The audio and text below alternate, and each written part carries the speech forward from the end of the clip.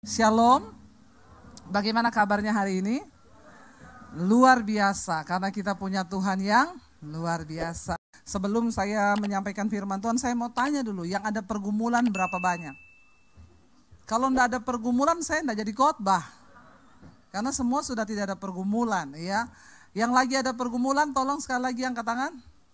Banyak, berarti saya harus menyampaikan firman Tuhan, ya.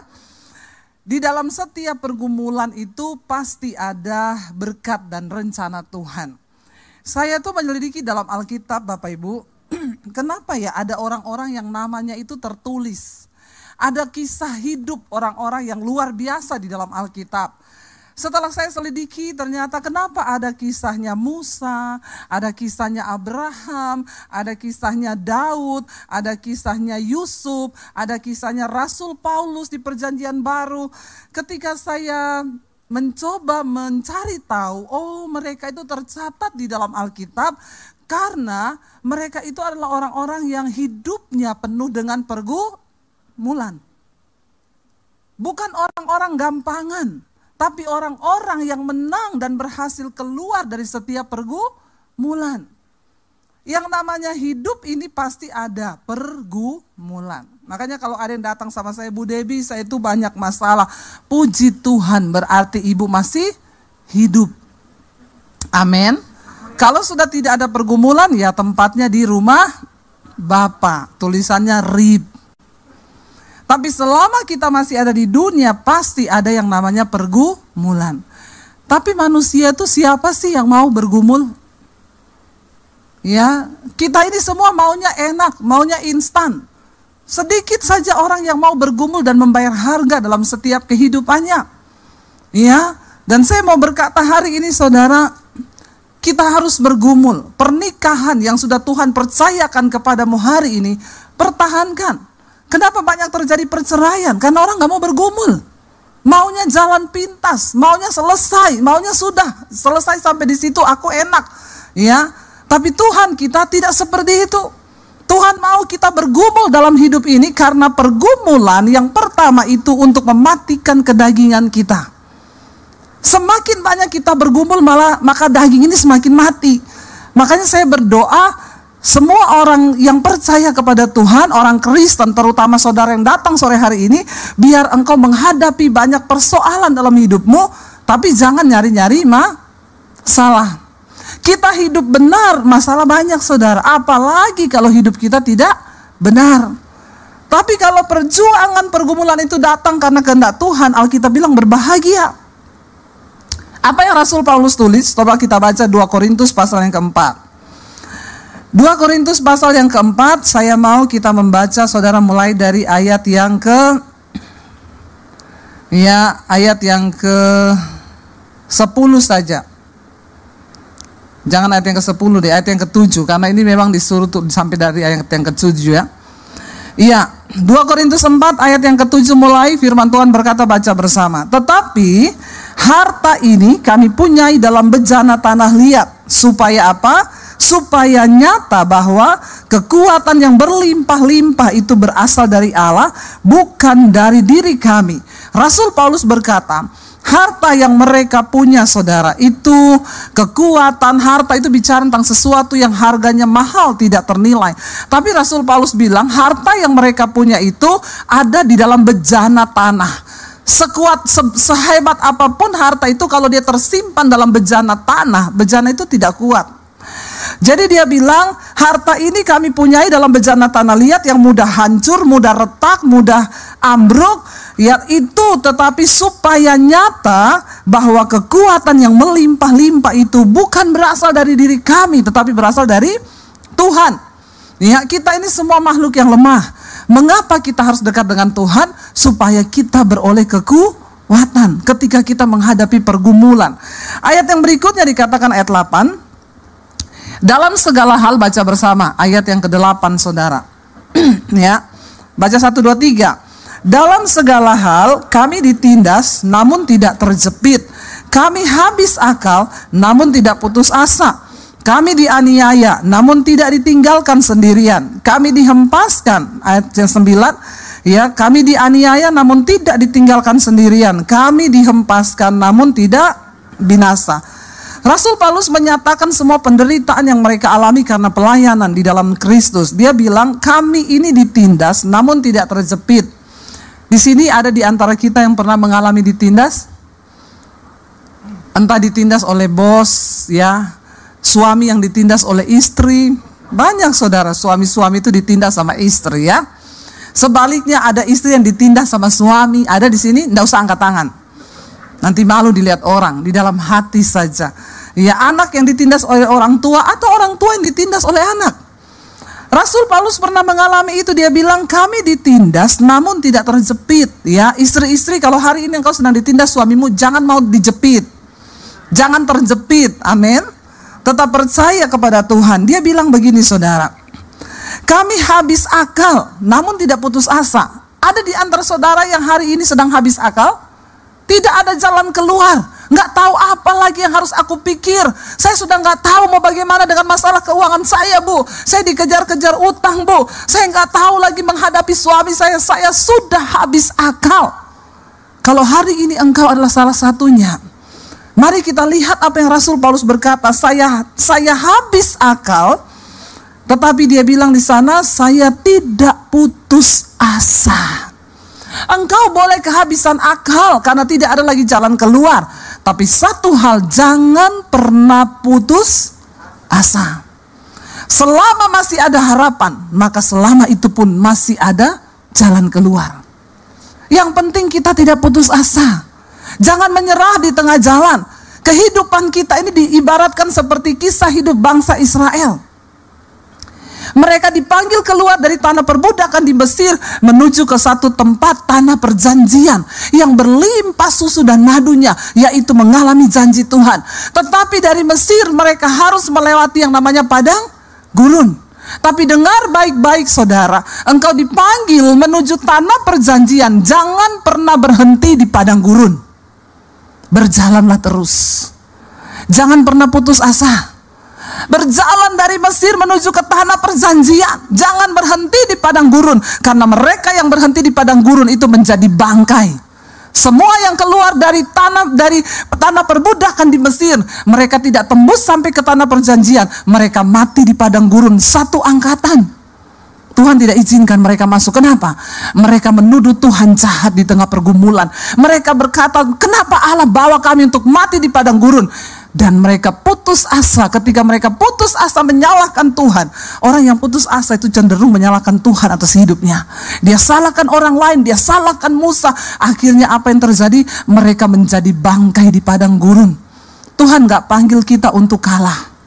Tuhan panggil engkau sampai ke garis akhir. Akhiri pertandingan imanmu dengan baik. Katakan amin. Seorang pelari saudara, dikisahkan dia berlari ikut lomba. Di tengah pertandingan kakinya cedera. Dan pertandingan itu tetap berlanjut.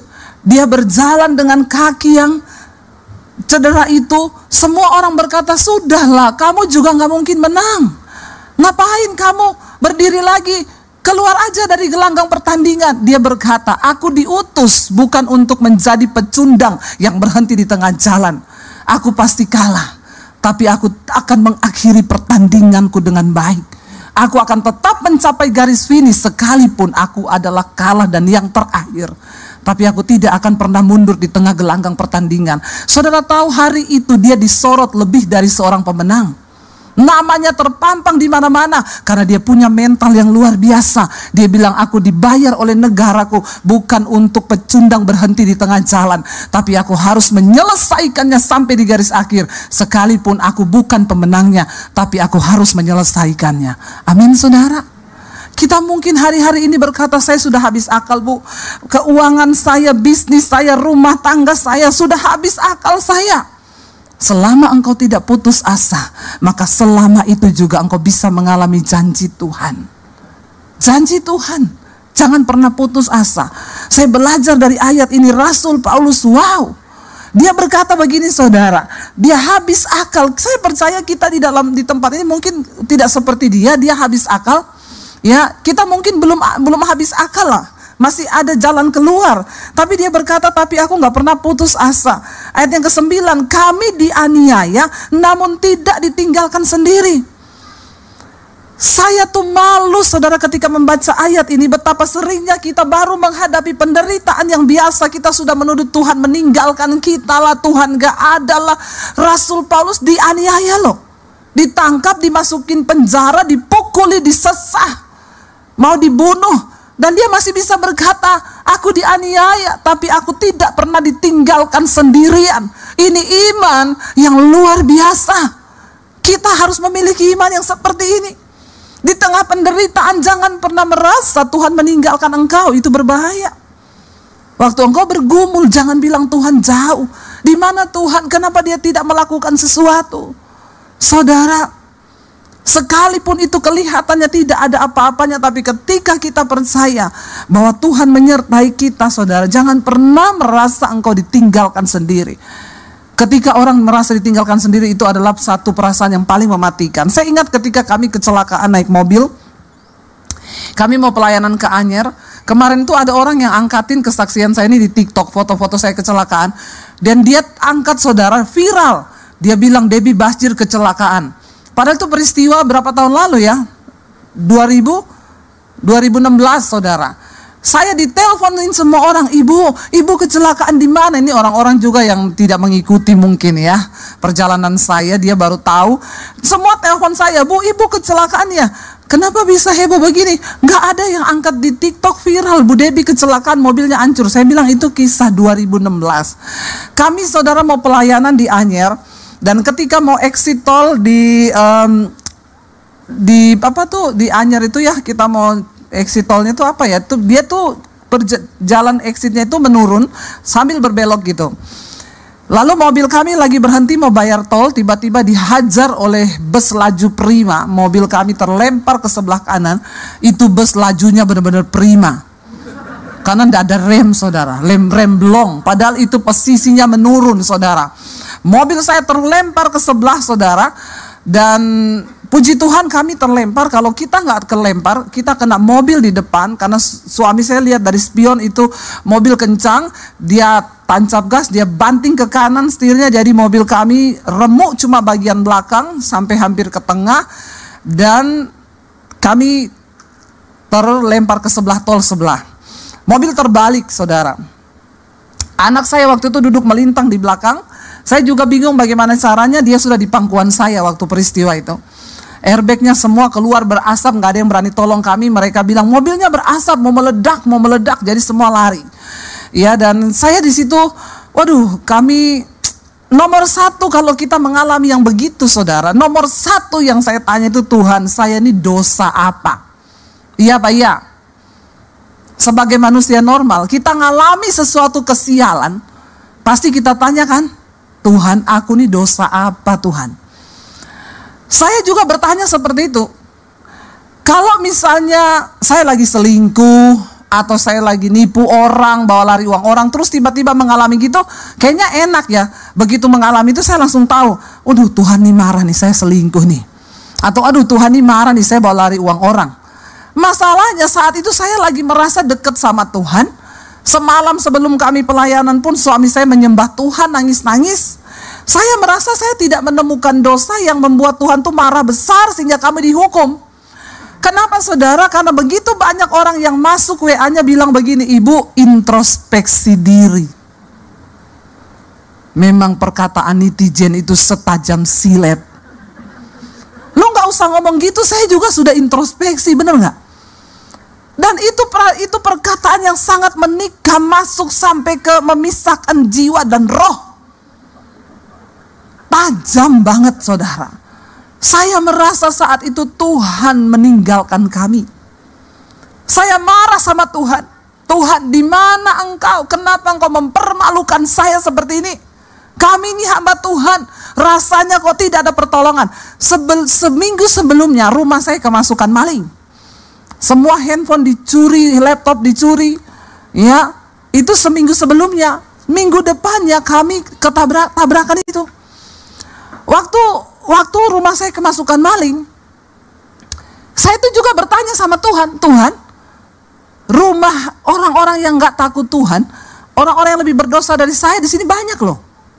Kenapa malingnya masuk ke rumah saya?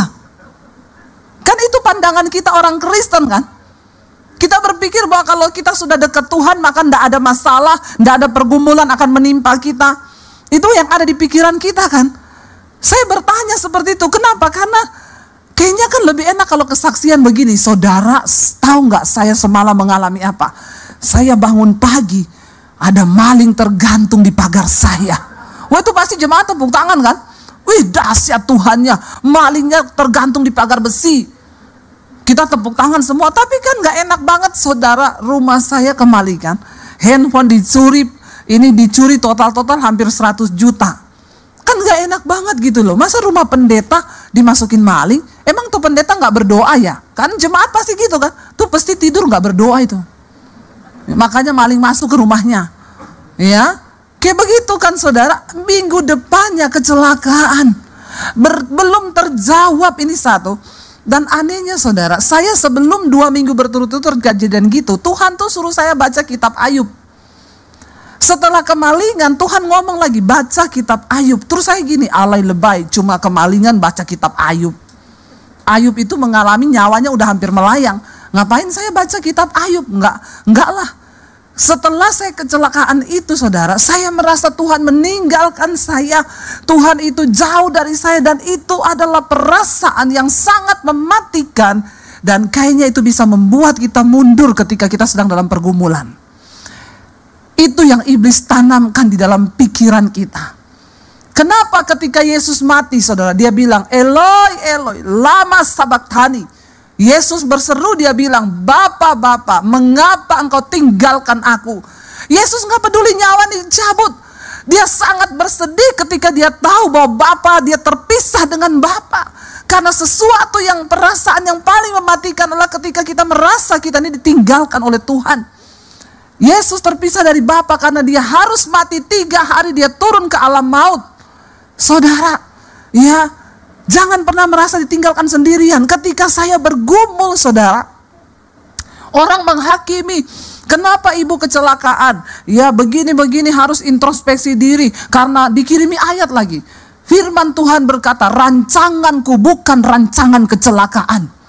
Kalau sampai ibu kecelakaan, berarti itu bukan rancangan Tuhan.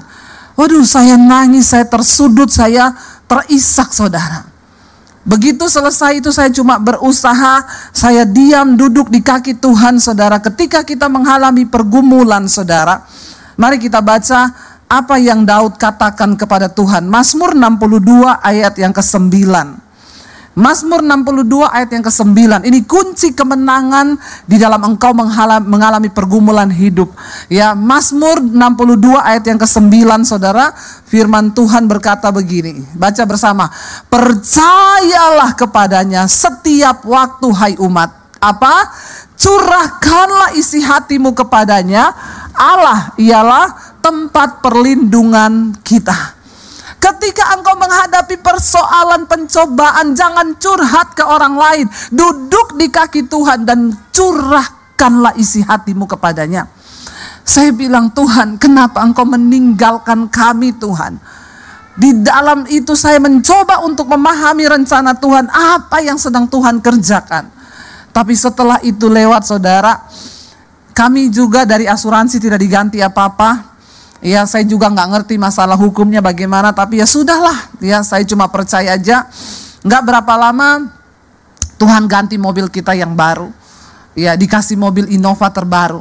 Orang-orang yang mencemooh saya WA begini, Bu, ternyata ya rencana Tuhan ibu tabrakan karena mau diganti mobil ya Bu. Memang orang Kristen tuh mulutnya. Terus saya bilang, ibu mau nggak ganti mobil Mercy terbaru? Saya doakan ibu masuk di bawah kontainer. Mulutmu itu loh, ya. Waktu lihat kita celaka dia bilang introspeksi diri. Karena rancangan Tuhan bukan rancangan kecelakaan. Lihat saya naik mobil baru, ternyata rencana Tuhan ya Bu. Ibu kecelakaan karena mau diganti mobil pret. Ya saudara, cobalah mengerti rencana Tuhan atas hidup kita. Ketika engkau ada dalam pergumulan, curahkan isi hatimu kepada Tuhan. Tidak usah dengar kanan kiri, jangan sampai engkau putus asa, kata Rasul Paulus. Aku ditindas ya, tetapi aku tidak putus asa. Kami dianiaya, tidak ditinggalkan sendiri. Kami dihempaskan, namun tidak binasa, kata Rasul Paulus. Kita ini perlu malu, saudara. Rasul Paulus tuh disiksa, tapi dia bilang Tuhan tidak tinggalkan loh. Kita ini cuma masalah-masalah dihina, difitnah, masalah utang, udah ngomong Tuhan meninggalkan. Kita ini belum menderita karena nama Yesus loh. Orang Kristen penderitaannya itu paling banyak karena kebodohannya sendiri sih. Belum ada yang penderitaan karena kenapa kamu menderita? Saya karena nama Yesus nih, saya mau dibunuh, saya dianiaya. Saya jarang tuh hadapi gitu. Paling yang datang, Bu, saya ini menderita banget. Kenapa? Terjebak hutang online. Itu kan masalah-masalah yang dibuat sendiri kan, karena kedagingan, gak mampu mengendalikan. Lalu saudara, Rasul Paulus berkata begini, ayat 10, kami senantiasa membawa kematian Yesus dalam tubuh kami, supaya kehidupan Yesus juga menjadi nyata dalam tubuh kami. Kita gak akan pernah bisa melihat kemuliaan Tuhan kalau kita tidak mati dulu bersama-sama dengan Yesus. Pergumulan itu adalah proses kematian daging kita, membawa kematian Kristus dalam tubuh kami. Lalu dikatakan di sana, saudara, ayat yang ke-11, sebab kami yang masih hidup terus menerus diserahkan kepada maut karena Yesus, supaya juga hidup Yesus menjadi nyata dalam tubuh kami yang fana ini. Saudara, dikatakan sebab kami yang masih hidup ini. Saya mau tanya, saudara masih hidup? Masih hidup kan? Kalau kita masih hidup berarti kita siap, dikatakan kita terus menerus diserahkan kepada maut karena Yesus. Itu artinya apa, saudara? Selama kita masih hidup, ya bayar harga. Kalau engkau difitnah, ndak usah marah. Lepaskan pengampunan, amin. Kalau engkau dianiaya, terima itu. Nggak usah engkau balas. Pergumulan mematikan daging itu perlu bagi kita ini, supaya kita berkenan. Karena bukan orang sembarangan yang masuk surga, saudara. Orang-orang yang teruji, yang dimurnikan oleh Tuhan. Saya pengen kita lompat, saudara, ayat yang ke-16. Kalau kita lihat judul perikopnya di sana berkata, jangan tawar hati juga waktu menghadapi maut. Ayat yang ke-16 baca bersama. 1, 2, 3. Sebab itu kami tidak tawar hati, tetapi meskipun manusia lahiriah kami semakin merosot, namun manusia batiniah kami dibaharui dari sehari ke sehari. Bagaimana supaya kita bisa mengalami berkat dalam setiap pergumulan? Jangan tawar hati. Katakan, tawar hati itu sudah gak ada rasa apa-apa. Saya sudah tawar, gak ada rasa lagi sama Tuhan. Jangan tawar hati ya. Engkau mau sedih, boleh sedih, duduk di kaki Tuhan. Engkau mau kecewa pun boleh, engkau manusia, tapi sebentar saja, lalu duduk di kaki Tuhan. Orang yang sudah tawar hati itu susah, saudara. Hidupnya juga sudah, ya udahlah tawar-tawar aja sama Tuhan, gak Tuhan-Tuhanan. Dia berkata begini, kami tidak tawar hati, meskipun manusia lahiriah kami ini semakin merosot, namun manusia batiniah kami dibaharui dari sehari ke sehari. Saudara, yang namanya tubuh lahiriah kita ini pasti merosot. Ya, mau saudara itu tarik tiap hari 1 kali, 2 kali, 3 kali, mau saudara suntik kanan kiri, mau diapain juga, ini manusia lahiriah pasti merosot. Jadi engkau jangan terlalu fokus dengan kecantikan lahiriahmu, tapi engkau abaikan manusia batiniahmu. Banyak orang itu nggak suntik, nggak apa, dia sudah tua, saudara, ketemu orang bilang, ih ibu kok cantik banget ya, umur berapa bu? 76, natural aja. Kenapa? Karena manusia batiniahnya dibaharui. Dia buang kepahitan, dia buang dendam, dia buang sakit hati, dia buang dosa-dosa, dia hidup dalam kekudusan. Manusia batiniahnya dibaharui. Jadi orang ketemu dia, ih awet muda ya, kayak saya ini loh. Masalah buat lo. Kok kayaknya keberatan ya? Kita lihat, nggak usah jauh-jauh, Pak Konrad tuh loh, saudara. Awet muda enggak? Awet muda enggak? Ada orangnya loh. Pak Konrad awet muda loh, saudara. Waktu manusia batiniah kita dibaharui, ya, memang manusia lahiriah kita ini merosot, akan semakin tua, ya keriput itu pasti. Makanya engkau jangan terlalu fokus hanya kepada manusia lahiriahmu. engkau dandani dengan semua hal, engkau ya banyak orang itu saya lihat saudara, mereka nge-gym setiap hari, mereka check up setiap bulan, mereka minum semua vitamin. Olahraga itu baik, tapi jangan engkau berpikir nyawamu, hidupmu ditentukan dari usahamu olahraga itu. Itu engkau sudah menaruh sesuatu lain kepada Tuhan. Engkau menjaga kesehatan itu baik, tetapi jangan engkau berpikir setelah engkau menjaga kesehatan terus engkau umur panjang, engkau nge-gym saya pasti umur panjang. Hello, hidup mati di tangan Tuhan. Makanya engkau harus fokus membangun manusia batiniamu, karena ini nanti akan menghadap Tuhan.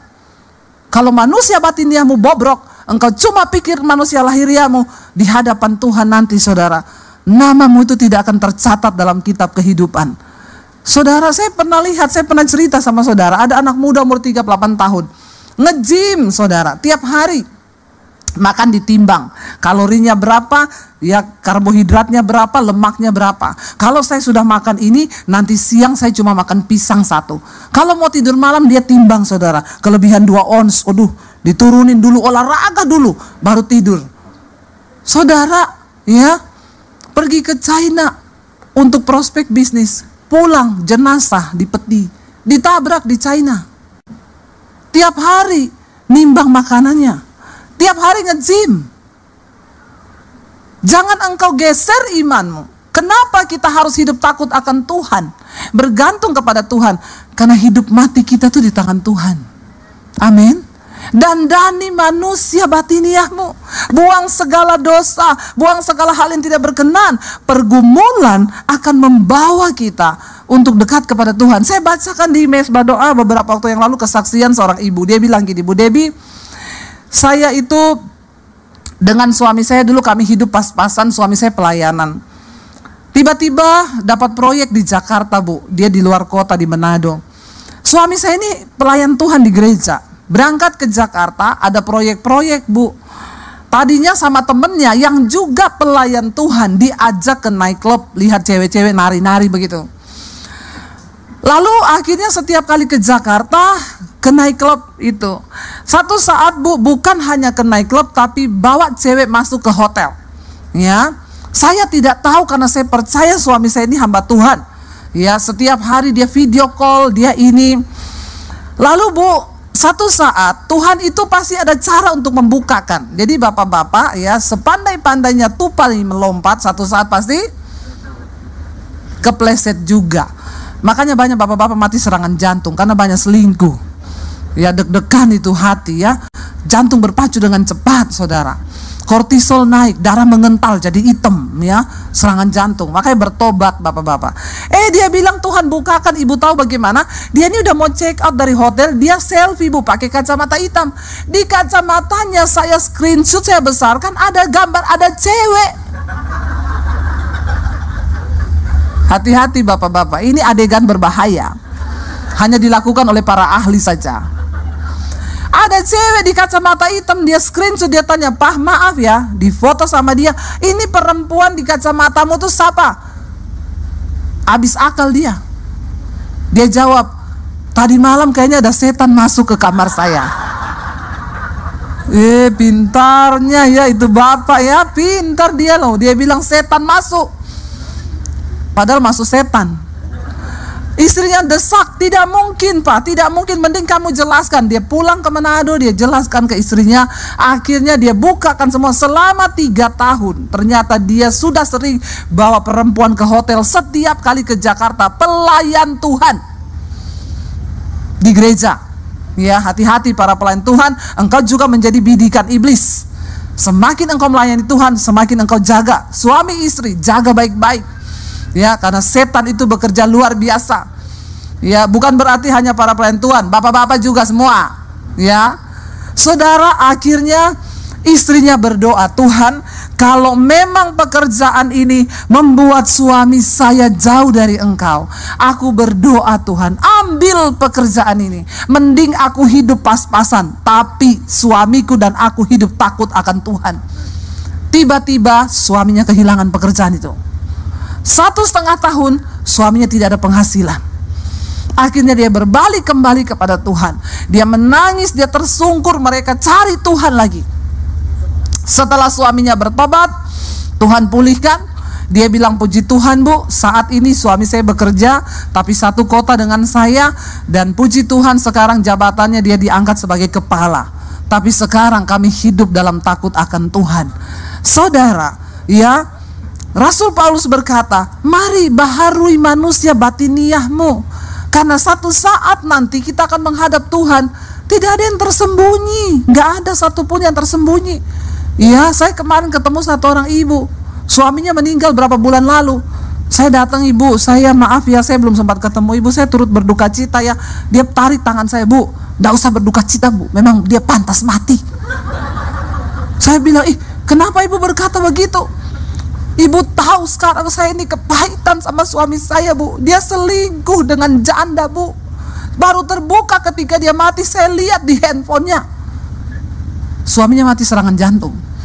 Bapak-bapak, hati-hati.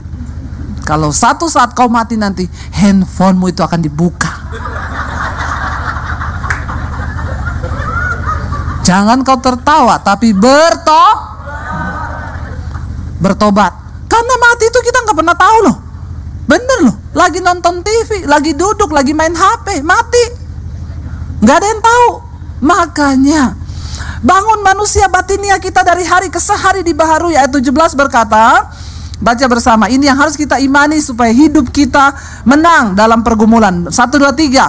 Sebab penderitaan ringan yang sekarang ini mengerjakan bagi kami kemuliaan kekal yang melebihi segala-galanya. Itu jauh lebih besar daripada penderitaan kami. Ingat baik-baik, pergumulan yang engkau hadapi hari ini tidak akan pernah melebihi kemuliaan yang akan engkau terima. Semakin besar penderitaanmu, semakin besar kemuliaanmu. Karena tidak pernah ada kemuliaan tanpa salib. Salib itu membuat Yesus dimuliakan. Kalau saudara mau dimuliakan, pikul salibmu. Mari, supaya kita jangan lihat saya yang sekarang. Banyak orang bilang, enak sekali Bu Debbie Basir sekarang jadi YouTuber, diberkati Tuhan, OTW kaya. Ya, saudara, penderitaan yang saya pikul sejak saya ikut Yesus tahun 95. Saya diusir keluar dari keluarga saya. Saya cuci baju di tempat kos-kosan. Saya tuh baru mengalami kemuliaan nih pandemi ini. Tapi saya tetap setia di dalam penderitaan. Saya tetap bilang, aku percaya Tuhan, aku sudah diselamatkan. Sekalipun aku menderita, Tuhan tidak pernah meninggalkanku. Ada waktunya, kata firman Tuhan. Bahkan ada banyak di antara mereka yang tidak mengalami janji itu di bumi ini. Semua tokoh-tokoh di Alkitab, mereka mati tidak mengalami kemuliaan. Kemuliaannya itu kematian. Tapi mereka percaya ada upah sampai pada kekekalan.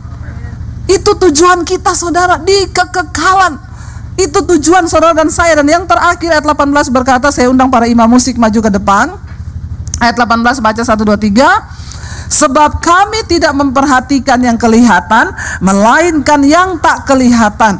Karena yang kelihatan adalah sementara, sedangkan yang tak kelihatan adalah kekal. Saudara, jangan hanya terlalu peduli pada apa yang kelihatan di dunia ini, tapi mari kita mulai peduli kepada apa yang tidak kelihatan, yaitu hidup yang kekal, mahkota yang kekal. Alkitab berkata, satu saat nanti ketika kita berdiri di tahta penghakiman Kristus, maka akan haleluya. Haleluya, puji Tuhan 12 kali.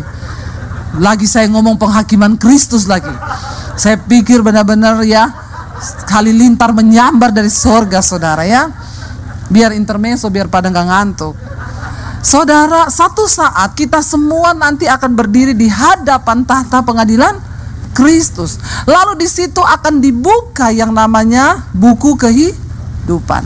Kalau nama kita ada di sana, maka kita akan menerima mahkota kehidupan. Seperti layaknya di Alkitab, orang-orang yang namanya tercatat sebagai tokoh-tokoh di dalam Alkitab, mereka yang sudah melewati pergumulan demi pergumulan dan mereka menang. Apa syaratnya supaya nama kita tercatat di dalam kitab kehidupan? Tuhan bilang, mereka yang jubahnya terbukti tetap putih sekalipun mereka telah menderita banyak pergumulan dan penderitaan di bumi. Jangan pernah kau sangkal Tuhan. Pegang Kristus.